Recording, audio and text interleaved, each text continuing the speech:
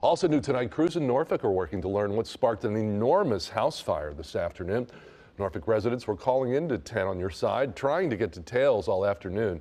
We're on your side now with those details. Dispatch tells us it happened on Bay Street. The call came in around 2:45. 10 on your side's Raven Payne joins us live now from Norfolk. Raven, we saw some pictures earlier and the home looked like it was engulfed. Have you heard about anyone being hurt? Yes, well, Chris, thankfully the fire department tells us no one was injured in this fire, and that's in part due to the heroic actions of one woman. But just take a look at this home behind me.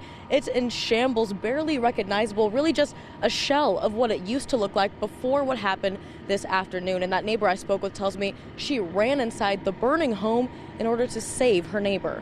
Norfolk Fire tells us the 911 call came in around 2:40 this afternoon. They arrived on 15th Bay Street to find a single-family home up in flames.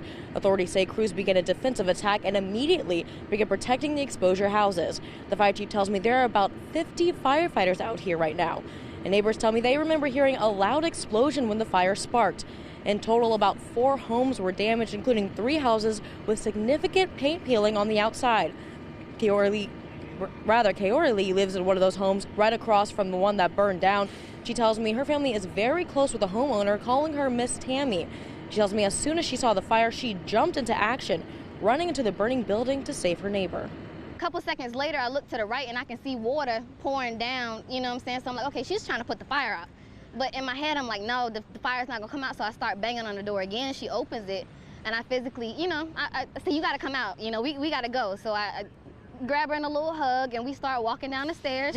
It's so sad because we stood there and watched her house burn down. You know what I'm saying? Like we watched her lose what she has. And neighbors also tell me the wind blew the flames onto one of these poles behind me. Now, Dominion Energy is just down the street working on these lines. I've reached out to Dominion for a statement on the work they're doing out here today, but they haven't gotten back to me yet. Coming up at 11, multiple neighbors I've spoken with have told me they believe it took way too long to reach 911 today. Live in Norfolk, Raven Payne, 10 on your side.